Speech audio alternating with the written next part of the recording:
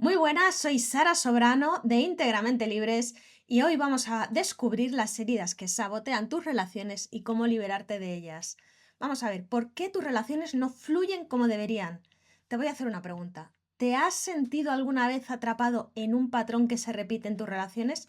Quiero que reflexiones, porque esto es muy común, porque cambias de pareja y vuelves a encontrarte con otra diferente aparentemente, pero luego te encuentras con que hace lo mismo que la anterior o te hace sentir igual que la anterior. Así que vamos a ir desglosando. Por ejemplo, siempre terminas con personas que te hacen daño. Te cuesta confiar plenamente, incluso cuando todo va bien. Das demasiado esperando que la otra persona te valore. O sientes que siempre tienes que estar demostrando tu valor en la relación.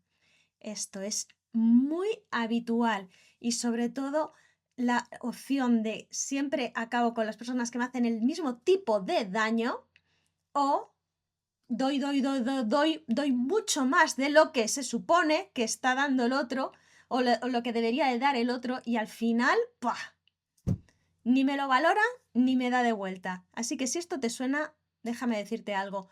No es mala suerte, no es que todas tus parejas estén rotas, es que llevas cargando heridas emocionales que están saboteando tu manera de amar. Así que vamos a ver cuáles son esas heridas. Lo primero de todo, ¿qué son las heridas emocionales y cómo sabotean tus relaciones? Mira, las heridas emocionales no son algo que simplemente olvidas con el tiempo. Si no las reconoces y las liberas, seguirán guiando tus relaciones desde las sombras. ¿Esto qué es? ¿Qué es una herida emocional?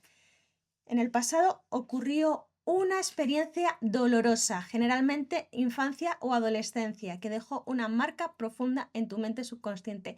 Esto no tiene por qué ser un trauma gordísimo, puede ser simplemente un día que te pasa algo que te genera una emoción intensa y como no lo puedes procesar porque no te han dado las herramientas y no estás capacitado en ese momento para procesarlo, ¿qué ocurre? Llega la noche, duermes y eso se almacena en tu subconsciente.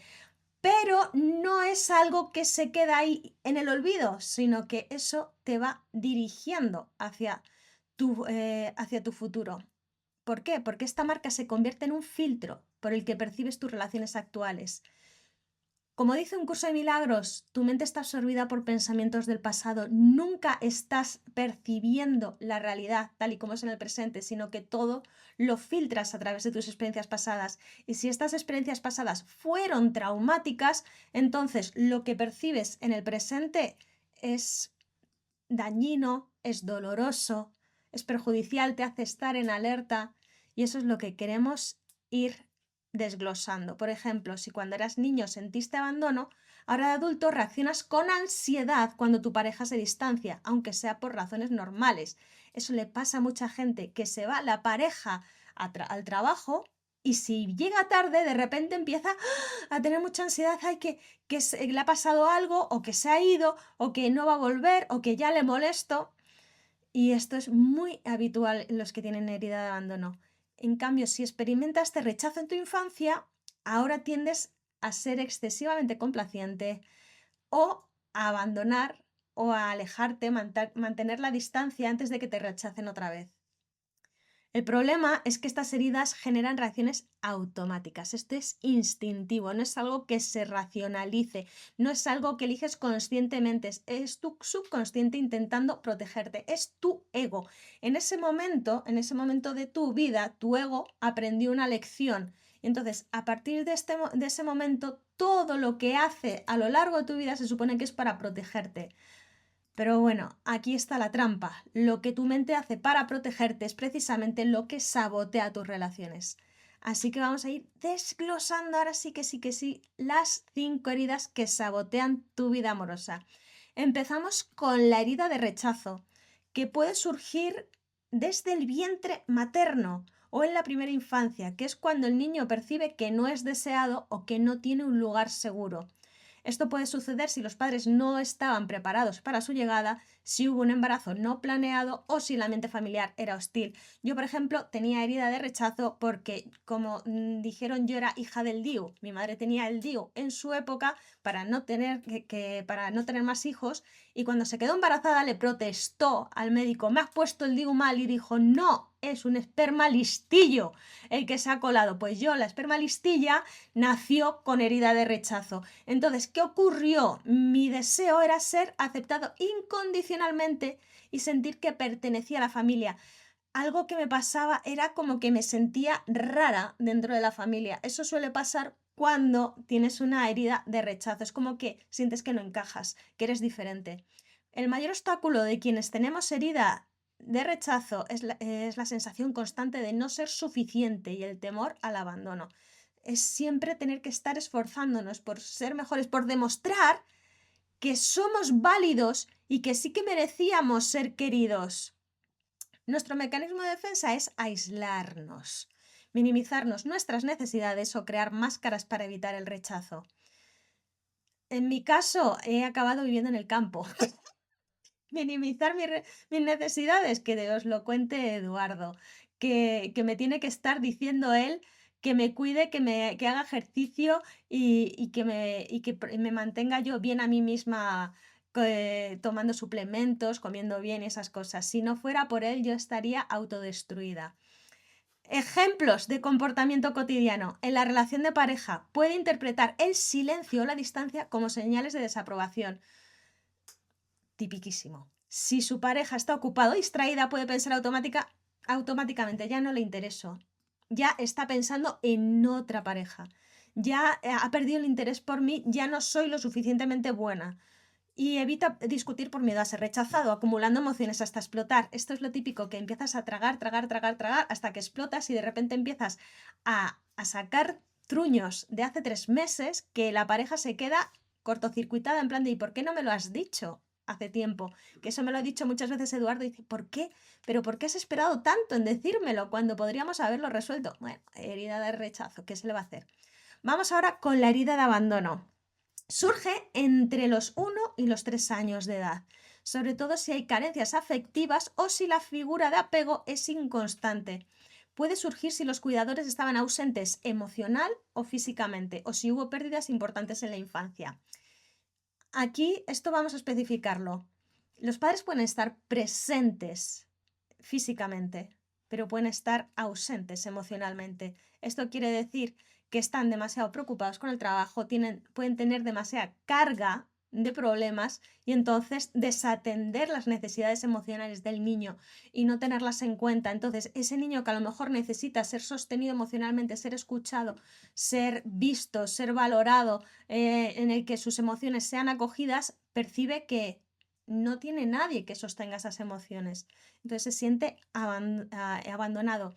Y en el caso de que hubo pérdidas importantes en la infancia, esto lo hemos visto en muchas sesiones en las que dentro de la familia ha habido una muerte de algún hermano o la muerte de alguien que alguno de los padres se ha deprimido tanto que ya esa herida de abandono es brutal, porque ya no solo a lo mejor pierde a una figura, por ejemplo su padre, sino que su madre entra en depresión y entonces ya ha perdido a los dos. Es un doble abandono.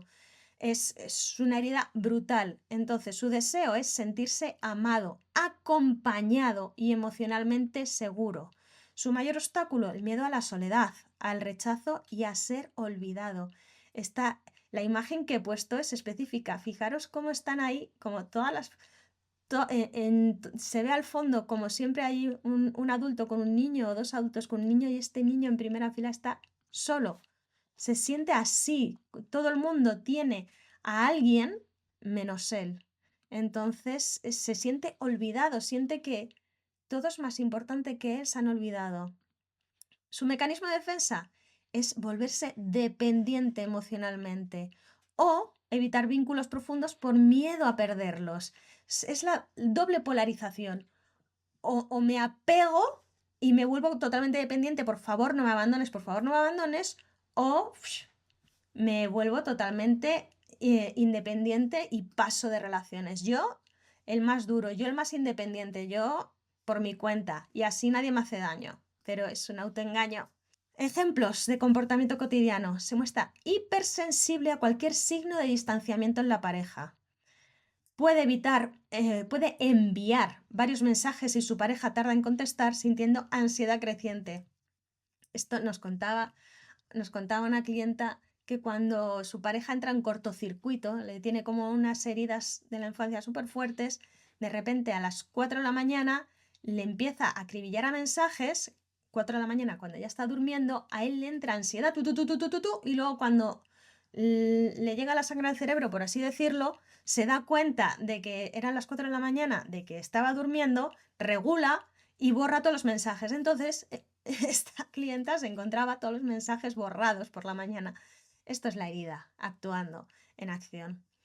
Y este tipo de personas tiende a sobrecompensar con gestos o atenciones para evitar ser dejado. Esta es la gente que da mucho, que atiende mucho y quiero cuidarte mucho para demostrarte que tú me necesitas a mí, porque si tú me necesitas a mí, entonces no me vas a abandonar. Es como un chantaje emocional, por así decirlo. Continuamos con la herida de traición.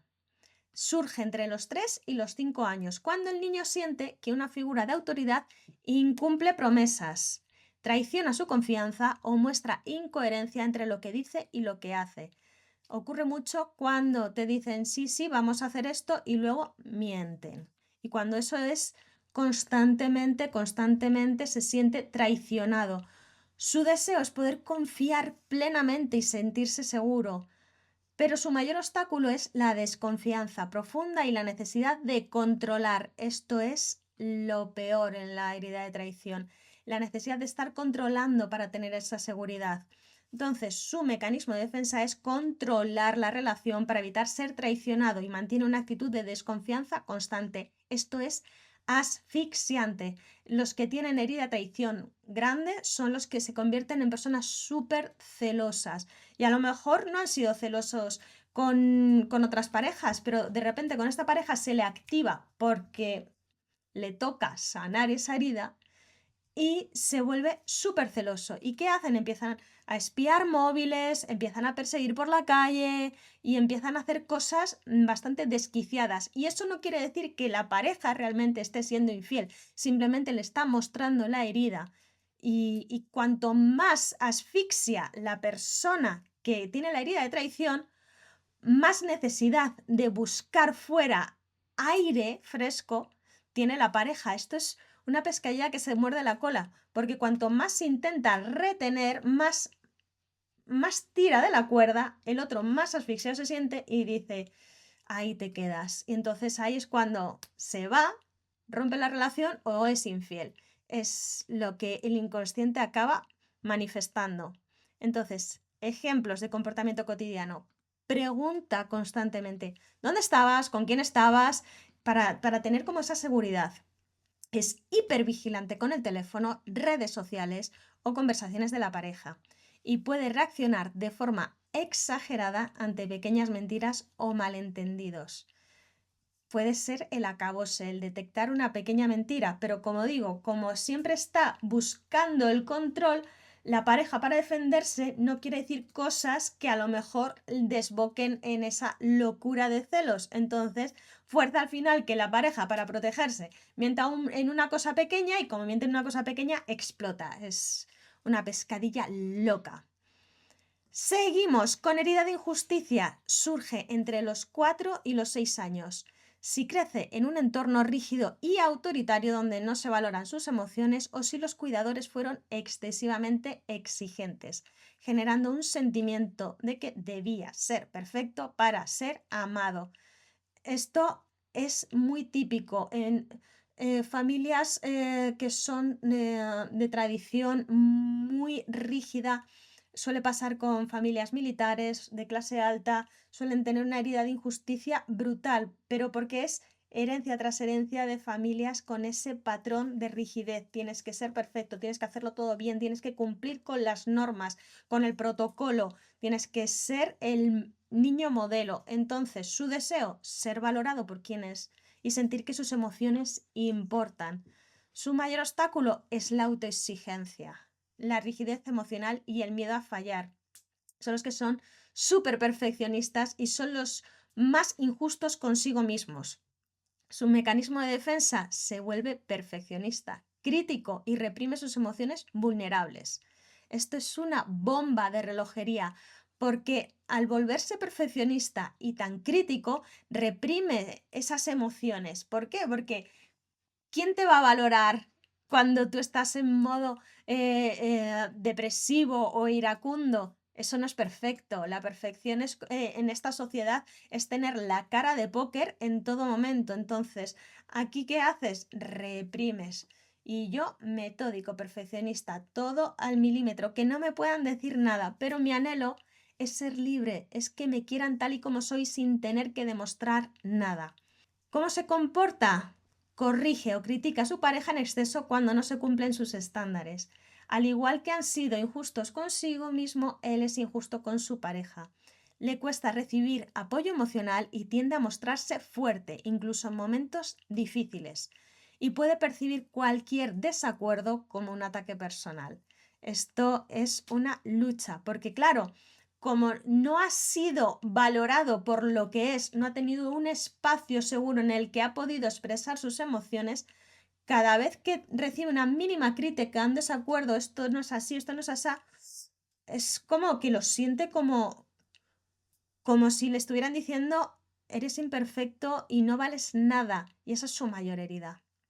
Y vamos con la última herida. Herida de humillación. Surge entre los 2 y los 4 años, cuando el niño siente que sus necesidades o emociones son motivo de vergüenza o burla. Y puede ocurrir si fue criticado constantemente o si se sintió avergonzado por sus padres o cuidadores. Esto es muy importante porque, por ejemplo, tenemos un cliente que sus padres no le humillaron, pero la profesora de la guardería lo estuvo humillando delante de los demás niños. Tiene una herida de humillación brutal. ¿Por qué? Porque, claro, un niño cuando está en la guardería es súper vulnerable. El cuidador hace de papá, de mamá, y si ese cuidador no le acoge, no le da cariño, eh, se siente completamente humillado, desvalorado, y entonces su deseo, ¿qué es? Sentirse digno, libre, valorado por quien es. Pero su mayor obstáculo, la baja autoestima y el miedo a ser ridiculizado. Entonces, ¿qué hace? Se autosacrifica y minimiza sus necesidades para evitar la crítica o el juicio. Esto es una herida súper dura porque además se crea una máscara de yo tengo que ser bueno para no ser ridiculizado y tengo que dar todo para los demás. Y me quiero tan poco que estoy en constante servicio a los demás. Y entonces esto es desde el sacrificio. Me entrego tanto que me estoy sacrificando, me convierto en un mártir para que tú veas todo lo que estoy sufriendo por ti y que no tengas motivo para criticarme porque yo me estoy martirizando por ti, yo estoy minimizando mis necesidades para priorizar las tuyas. Esto es muy duro y es difícil salir de ahí cuando no se es consciente de que tienes herida de humillación. Entonces, ejemplos de comportamiento cotidiano. Evita expresar sus deseos y necesidades por miedo a ser juzgado. Tiende a disculparse en exceso, incluso cuando no es necesario. De hecho, pasa algo que no tiene nada que ver con él o ella y dice, lo siento, perdona, que no tiene nada que ver contigo, pero tiende a disculparse. Y puede incluso aceptar comportamientos tóxicos por temor a generar conflictos. Pueden llegar a aceptar maltratos con tal de no empeorar la situación. Es la figura del mártir máximo. Yo dejo que me pegues con tal de que esto no vaya más. Una pregunta, ¿con cuál de estas heridas te estás sintiendo más identificado? No tenemos solo una, normalmente tenemos una mezcla de 2 o 3.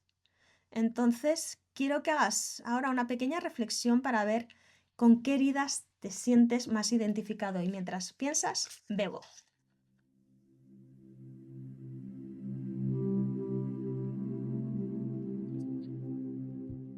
Prosigamos. ¿Cómo se forman estas heridas y por qué siguen activas? Hay que decir, estas heridas no aparecen de la nada. Se forman en momentos de vulnerabilidad, generalmente en la infancia o la adolescencia, cuando los mecanismos de defensa aún no están formados, cuando no tienes herramientas, cuando no has tenido un apoyo, cuando no has podido procesarlos. Entonces, ¿Qué ocurre? ¿Por qué siguen activos años después? Porque el subconsciente no diferencia entre el pasado y el presente. Como dice el curso de milagros, tu mente está absorbida por pensamientos del pasado. Entonces, si no trabajas esas heridas, tu mente sigue reaccionando en el presente como si el peligro pasado aún estuviera aquí. Entonces, cada nueva relación se convierte en un escenario donde tu subconsciente recrea el pasado para intentar resolverlo, aunque esto genera más dolor. Digamos que tu subconsciente siempre va a estar proyectando en tu vida aquello que más duele para que por fin tomes una decisión diferente. Por ejemplo, si fuiste rechazado en la infancia, tiendes a buscar parejas que te hagan sentir aceptado. Pero cuando sientes distancia o frialdad, tu herida se activa y empiezas a sabotear la relación con reclamos o necesidad de validación.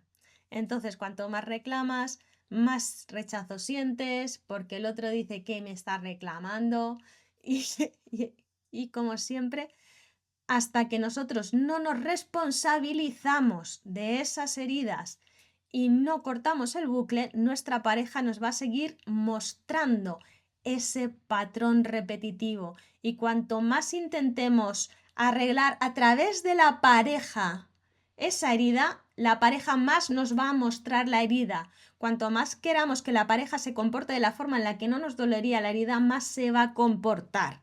Porque el objetivo de la pareja no es hacerte feliz, es hacerte crecer, es hacerte sanar, es hacerte mejor persona. Y la única forma de ser mejor persona es sanando esas heridas. Así que, ¿qué sigue ahora? Pues saber realmente cuál es tu herida es solo el comienzo, es la punta del iceberg, porque necesitas reprogramar tu subconsciente para que deje de reaccionar desde el dolor y puedas vivir relaciones sanas y libres de sabotajes internos.